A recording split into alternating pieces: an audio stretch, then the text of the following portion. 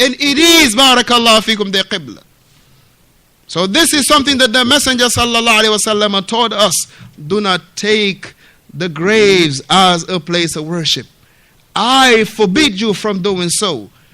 I forbid you from doing so. Do not take the graves as the place of worship, meaning the graves of your prophets and your righteous ones. This is exactly what the Shia, they introduce in what? In the religion of Islam. And now, barakallahu fikum, that when Masih al-Dajjal will come, and the Khawarij, along with the Rawafidah, the Khawarij along with the Yahud and the Rawafid, they will be fighting along with the Dajjal against Isa and the Muslims. So this is nothing that, barakallahu fikum, that is out of the norm. You see how, barakallahu fikum, the Yahud, they corrupted the deen of Isa alayhi salatu wasalam by way of Paul, introducing the Trinity that was foreign to the apostles of Isa alayhi salatu wasalam. Jesus never knew about no Trinity. He never called to no Trinity. But when after he was raised by Allah subhanahu wa ta'ala, now this individual that was known of having a crystal clear enmity against Isa alayhi salatu wasalam, because he was what? He was a Yahud. Now he could not destroy that religion within, outside. Now he had to make everybody believe that he is part of it now, and he is a disciple of Isa, and he brought, barakallahu fikum, that which was the corruption of the deen of Isa alayhi salatu wasalam. Corrupting the deen that Allah subhanahu wa ta'ala entrusted the Messenger alayhi salatu wasalam, Isa, to convey to the people. Likewise, the same technique and the same principle that they applying.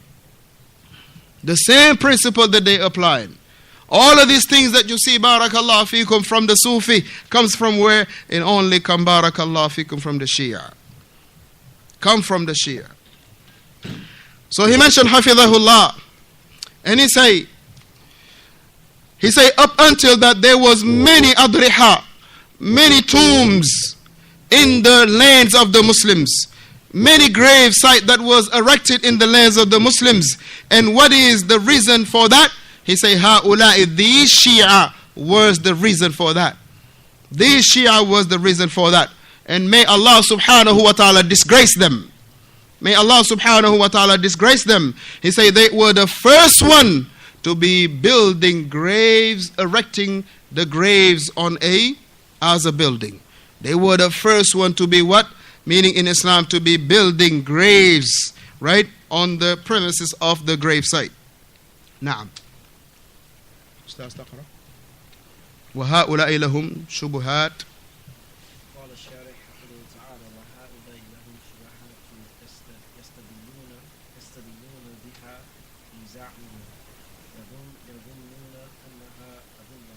Naam, the Shaykh Hafidhahullah, Shaykh Salih al-Fawzaan here, there is two words that are contrasts to one another, that are opposite to one another. You have shubuhat and dalil. You have shubuhat and dalil. Dalil is the opposite of shubuhat. Shubuhat is the opposite of dalil. Right? A shubuhat is something that the person is taking, thinking that this is his evidence. That's why this famous book that is called Kashfu Ash-Shubuhat. Right? Removing the doubts. The removal of the doubts. Removing the doubts. Right? So here, he mentioned that these people now, they have some shubuhat. They have things that they want to use as a dalil. But when you look at it, right? When you look at it, meaning from what the scholars say about it, then you will realize that this is not a dalil for what they want to use it for. And once again, a person cannot use the Quran to say that this is my dalil while you are in mukhalafa lil ijma' in regard to what does that verse mean. That's why a mujtahid has to have some characteristics. As we have read in the book of Shaykh Salih al-Uthaymin rahimahullah in Usulul Fiqh, that there is characteristics right, in regard to the mujtahid, who is that person to be? You cannot take a ruling that is in mukhalafa, that is in opposition of what was the ijma'. You cannot do that. So you cannot likewise take a verse and say that this verse is the dalil for us to be building a grave. Right? And this is important, barakallahu fikum, to bring the matters back to the scholars. Right? This individual, he mentioned a verse in Surah Kahf to say that it is a proof that you can build a masjid on a grave, or you can erect a grave as a masjid. Right? You all know who that is? I'll mention it one time here. You all know who that is, that individual? He's well known. He was the one that was praising the Pope, John Paul II, when he died. Qaradawi. Telling that he is a righteous man. Rajulun salih. Allahu Akbar. Shaykh Ubaid, hafidhahullah. He didn't wait for that. He rectified him and made it known that this now showing the individual really his reality. Qaradawi. A person to be far away removed from, to stay away from him, barakallahu fikum. We don't have no need for his fatwa. We don't have no need for his lectures. We don't have no need for his books, because we have the ulama of the sunnah that are, alhamdulillah, producing tayyib, something that is not even to be compared with his works. Because comparing something that is of the least value, if you compare it to that which is the highest value, what are you doing? You are insulting that which is the higher value. Right? You are insulting the one that which has the higher value. It's just like you compare give me a car. A car that, mashallah. Allahu Akbar. Subhanallah al-Azim. Allahu Akbar. This is beautiful. We need to write that down, Ustaz. You want to write that down after? So we'll memorize it, inshallah ta'ala. We'll write down for tomorrow, inshallah ta'ala. I'm going to let him tarjum it. Right, Didn't you see that the sword, will be reducing its value. Right. If it is said that the sword, it is as sharp as the piece of wood.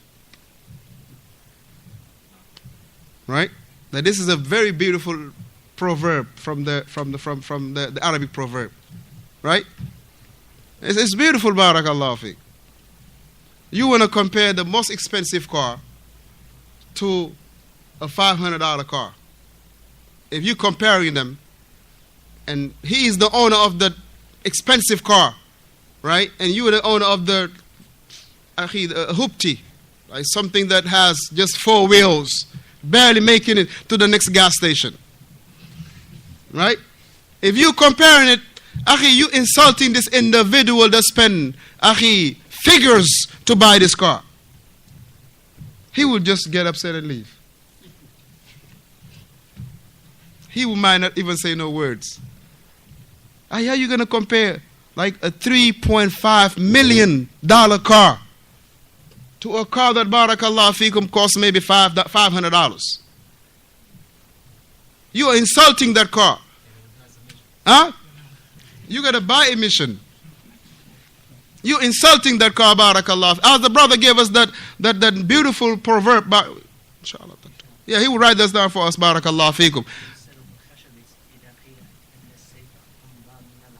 Min al-asa, yes, the stick, that's the same thing. A stick, right? That if you telling that the sword is as sharp as a stick, then you are really insulting the barakallah, the sword. Right? Ala ayyin, the Shaykh hafidhahullah tabaraka wa ta'ala, he mentioned in regard to the shubuhat that they have. Meaning those things that they want to take as a dalil. But in reality, it is not a dalil, but it is only having, because that they have confusion. They have misunderstanding of what they want to deal with. So inshallah ta'ala, it will be about 4 or 5 shubuhat that these people, they have actually 4 of them. Then bi'idhnillahi tabaraka wa ta'ala, we'll mention the first one and then close it out for tonight bi'idhnillahi tabaraka wa ta'ala. And he said, and biza'mihim yadhunnuna annaha dalil, that they falsely claim in their pretension that this is a dalil. They want to use a verse in their claim that this is a proof. Right? Biza'mihim, most of the time when you hear it in Arabic, it is to indicate something that is falsely understood, or something that you're conceiving, right, but in the wrong way. Even though it could mean the opposite. Even though in a context it can mean something that is of due right. But here, most of the time when it is used, it is something that the person, right, based on their misconception, that they would think that it is a dalil, while it is not the dalil. This verse, you say it means this, it is not meaning this. You wanna tell yourself, right, that this is the dalil, but it is not the dalil. It is not the proof for it. So the first one, barakallahu fikum, na'am.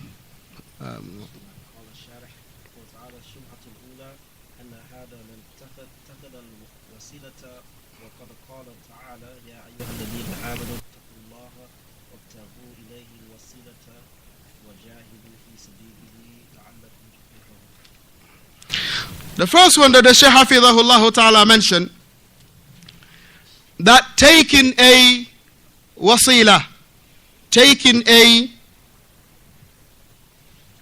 intermediary, right?